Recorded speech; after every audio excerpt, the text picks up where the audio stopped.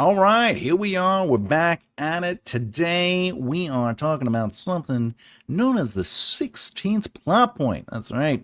Boom.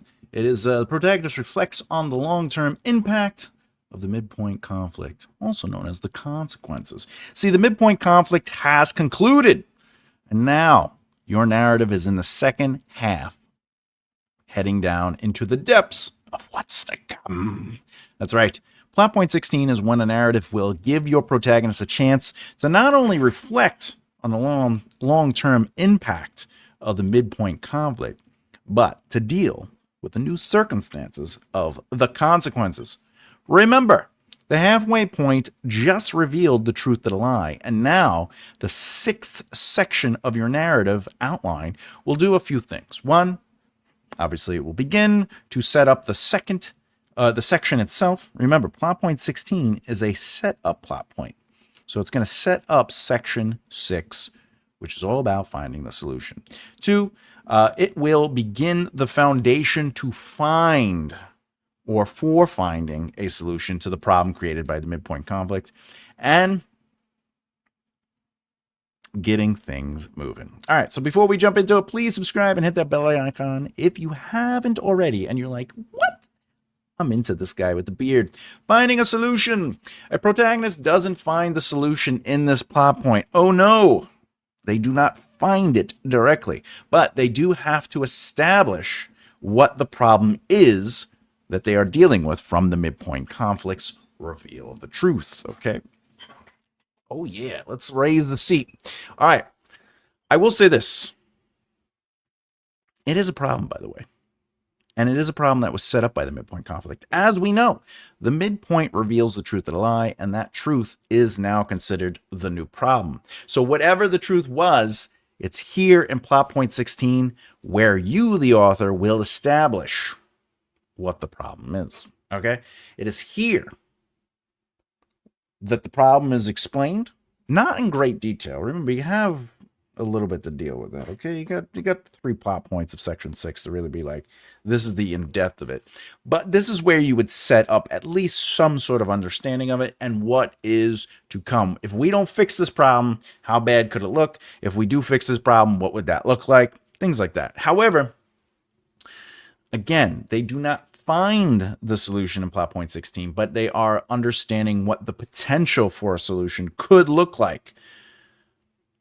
But they do find a direction toward what they feel will be the solution. Very important. What they feel will be the solution. It might not be the actual solution. They just believe it will be, and that gives them some motivation.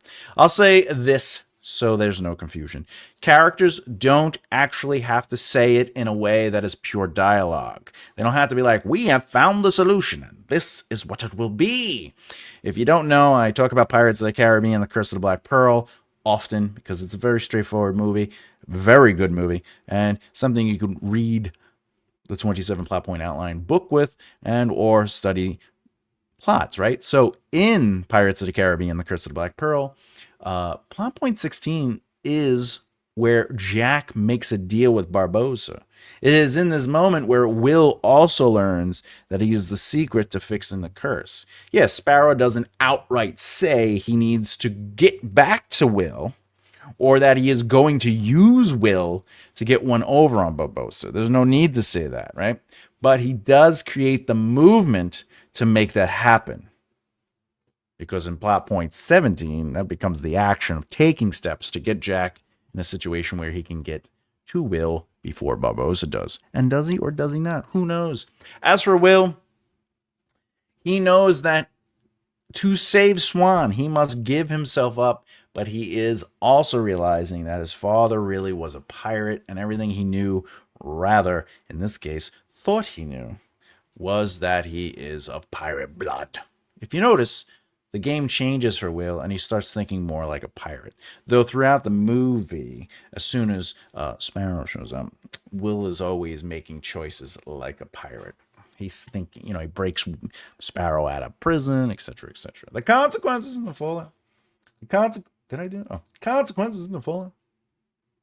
The problem created by the midpoint conflict's truth is going to come with a bunch of consequences. That could be physical, mental, spiritual, emotional, etc. Whatever your narrative needs it to be, that's where you should lean. Though you could try things. I recommend. There's no harm in trying things. But keep in mind that a protagonist will be dealing with this fallout, working through the reality of the truth that they just discovered. The protagonist will deal with how that truth affects them physically, etc. If you didn't know, it doesn't have to be all of them, though it can be physical, mental, emotional, spiritual. Basically, if your character got physically hurt, this is where they're dealing with that. So if they lost a leg, they're like, what am I going to do? If it's mentally, they're being pushed, and they're like, right? Okay. Ultimately, they have to deal with whatever it is that was pushed on them. And whatever the truth of the lie reveals, it could be mental, it could be emotional, it could be physical, it could be spiritual, and so on. A narrative will dictate that, whatever it is, and whatever it is, the protagonist will deal with. But you might still be in a state of wonder on what it could be, because you're like, Thomas, I'm here to learn, and I want to know what I should be writing. Well, you personally have to look at what the truth is, or the reversal of the midpoint conflict and the problem it caused in your narrative. So I'm sure you'd really like to have an example at this point to really get you into the mindset of it. Well, let's do it. If the midpoint is that they found out their father is still alive, well, it is in plot point 16 the protagonist would deal with the emotional fallout of that truth being revealed. Why doesn't it get dealt with in PP15? Because the characters are still dealing with a direct reversal of it and are being pushed to react to the immediate reality. I'll say this much, okay? It's in PP16 that things slow down, even though stakes are raised. Why does it slow down? Well, PP16 is the first plot point of Section 6, and as we all know, this is where we would set things up, and therefore we have to reestablish circumstances. But my point still stands. In PP15, okay, it is an immediate reaction to the midpoint, so it's still in motion. It's in PP16, which is what we're talking about now, where that motion, the motion forward slows down, and we get a second to deal with what's happening. Ultimately, in narrative, you got to think of it like this. Midpoint conflict happens. We're dealing with the fallout of that, whatever the reversal is. And now we've gotten through that, and we've gotten to a position where we can say, what was all that? And the reason you do that is because in narrative, you need those sort of like, I hate you saying ebb and flow, but that's what you need. You need an ebb and flow, right? Ultimately, you got to go, we're setting something up. What's going on? Right? What do we got to do? How do you feel? Where are we? Do we have bullets? Do we got bullets? You got the book? You got the book? And then you go, all right, conflict or the action or the conflict, right? And in that situation, there's something happens. And then there is a consequence to that, which also concludes the resolution. So the energy is sort of like here, right? Like we're like in a status quo. And then it's like, whoa, stakes, tension. What's going to happen? And then, we get to resolve that tension, okay?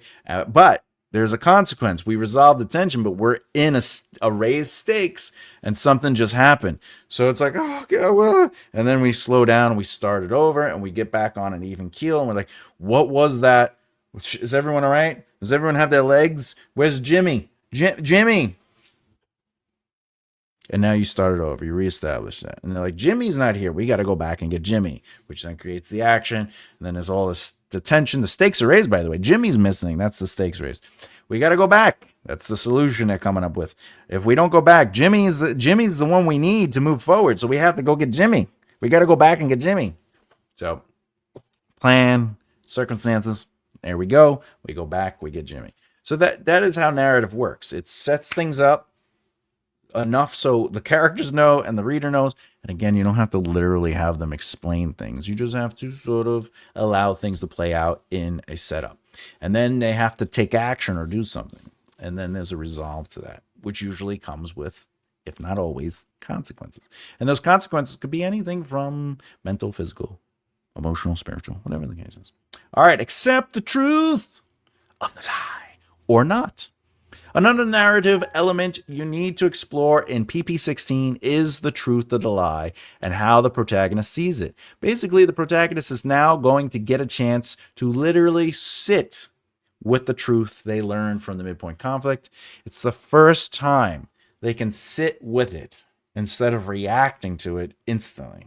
They're now able to breathe through what has happened. Okay.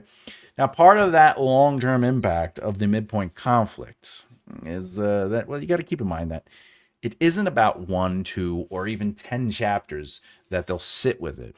It's that they'll sit with it in plot point 16, no matter how many chapters it is. But one thing is clear, at some point, they will take a position on that truth. So to be clear, let me just summarize that. Plot points are not chapter lengths. Plot point is that you're trying to establish and solidify a very specific rule, whatever it is. In this case, plot point 16 is about the protagonist reflects on the long-term impacts of the midpoint conflict. So that means if it takes you 1 chapter or 5 chapters to establish what the long-term impact looks like for the main protagonist or other characters involved, it does what it does, right? Sometimes it could be a couple chapters. You establish maybe the long-term. All right, a character is injured, so we have to establish the context for them. The protagonist is dealing with the emotional fallout of that other character being injured, and they could die. Then another character is putting their social standings on the line by helping these two characters hide. Right? So those things might take 3 chapters. It might take 1 chapter to establish those long term, because it's not just for the protagonist, it's whoever you want in your narrative. Okay. I will say this, usually at the end of PP16, okay, that is where their position is solidified. So if you're writing 3 chapters, usually by the end of the 3rd chapter, their new position is solidified. Okay. Unless they don't change at all. But I will say this. The character has to come to a position, or they come into PP16 with a position, what they believe. If you don't know what position is something a character believes, either somewhat, completely, or not really at all. They don't really care about it. But they had a lie they believed. And in the midpoint conflict, the truth revealed that their lie was indeed a lie. And now in plot point 16, they're thinking about it. And they're either going to change completely and accept the truth of the lie. They'll somewhat, meaning like they kind of believe it, but they still are fighting in justifying it. They're like, maybe something's wrong. Or they don't believe it at all and they double down. And now, if they double down, just for the record, finding a solution is about trying to prove themselves right, ultimately. But they do have to come to a position. So at the end of plot point 16, they have to be like, I either agree with it, I somewhat agree with it, or I don't agree with it at all. If a character finds out that their father is still alive, their old position is now challenged. With this new information, they'll either change their position, like I said, somewhat, completely, or not at all. All right.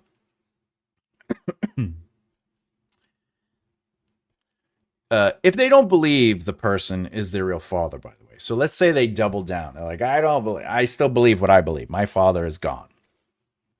And they don't believe the person is their real father. Or they do believe it is their real father, but to them, their father is dead, and this person is just the person who died a long time ago. They have no relationship with him. They refuse to accept that it is indeed their father. Whatever they believe, this becomes the following truth. Now, if they somewhat believe the truth of the lie, they'll use section 6 to work out finding a solution to what they kind of believe to solve the problem. If they believe it completely, they go all in to find a solution to the problem. Which, in this case, if the father comes back and they're like, your father's alive, the solution is to go to to find my father. If the father comes into the midpoint conflict, it's like, I've been alive. Well, the solution is my father good or evil now? Is my father been in on the plan or are they helping us? Did my father just save us? I can't believe my father is dead. I got to deal with it. I have to reconcile with that. I have this whole thing going on. All right. Well, my father, this is definitely my real father. So what's the solution? Well, you know what I'm saying? Now, I'll be honest. If they do double down, like I said, if they do double down, Section 6 is all about them finding proof that they are right. And this person isn't my father. This is somebody, this is a fake person. So you got to keep that. But I will say this. Just because they don't believe that the person is their father doesn't mean that the person isn't their father. And usually, it is in Act 3 where they realize they were indeed wrong and their solution failed. And now they lose. They lose. They lose. All right. By the way, if you haven't done so already and you don't know, you can go to makearightleft.com. That's right. It is what it is. You can check me out. You can be like, hey, I know who that person is. And I like that person. I want to go look at his stuff. I really like that guy. Get some books. If you don't know, I do have books, though. I do have books. You can check out my books. I got these 3 books, the 27 plot point outline. I got The Death of a King, which is exclusively on Patreon and Substack. By the way, Patreon, Substack, exactly identical. Some people don't like Patreon and some people don't like Substack. It is identical. So you can go and you can pay for Patreon or you can go and pay for Substack. You'll get the same stuff. I just started the Substack, but I am uploading everything that is so, Patreon and Substack are identical. This book is available currently. By the way, I am working on the second book. I am formatting it. It'll be there. And the second book is in alpha reader stage, which is great. And I've been writing. This is not the cover. I'm just using this as artwork, just so there's something here. This book is available on Patreon and Substack. You could read the 0 draft chapter versions, and there is an educational element to it, just like Death of a King. There you go. Boom. Let's talk about the right mindset perspective. Keep in mind that PP16 is also an opportunity to see the potential of what's to come and a potential solution to fix the problem created in plot point 14, the midpoint conflict. Though, I would add that if I were you, don't let characters find the solution until the fun of plot point 18. They don't solve the problem, but they find the solution. I would recommend that. You can make them find the solution in plot point 16, but if you do that, I would almost suggest that 17 and 18 is where, maybe we're challenging, is this really the solution?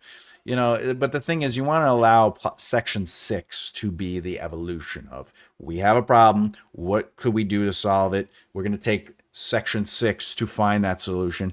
Oh, look, in plot point 18, we found the solution. Okay. That's how I would suggest doing it. But again, it's your book and it's creative. I do really like plot point 16. For the fun, you get to explore characters' emotional beats and how they're reacting to everything that happened in the midpoint conflict. To me, anytime I can spend with the characters and sit a little bit with them, the better I feel. I really love the internal stuff, and the cause and effect of it all. But that doesn't mean you can't really just keep the action moving and play around with the physicality of it. But for you, think about how your characters and how your plot points are all affected by everything that happened. And yes, the narrative slows down in PP16 to set things up, but you should also be raising the stakes as you let characters sit in what has happened to them. When in doubt, let the story of the narrative breathe through the characters. Remember, a narrative is made up of both plot and story. Plot is what needs to happen no matter what. And story is how the plot unfolds through the emotional experiences and choices of your characters. All right, next video in this series, obviously we're going to be talking about plot point 17. The protagonist takes action to resolve the problem created by the midpoint conflict, trials and tests. Oh yeah. By the way, takes action to resolve means that they're taking action to basically go and get the solution. That's why I'm saying don't really let them find the solution in plot point 16. That should be like, what should we do to get a solution? Anyway, Like what you saw today? Well, if you did so and you haven't already subscribed, please subscribe and hit the bell icon so you don't miss out. More importantly, if you like the information, a nice thumbs up, maybe a share really does help the YouTube channel. More importantly, remember that every Saturday and Sunday I do a live at 2 p.m. Eastern Standard Time, and we get to explore things during the live. I do real writing on Saturdays, where examples, and I go over deeper things. Sometimes I do the Rewrite the Great series. Rewrite the Great series is where I just take the first page of an established book and I rewrite it into my author voice, showing you how to develop your own author voice and ultimately the exercise. Sundays are always about write a book. That's right, I write a book in real time on the screen and I talk through it. Other than that, that's it. We're done. I'm Thomas J. Bellezza, and as always, keep developing the right mindset. I'll see you next time. Bye.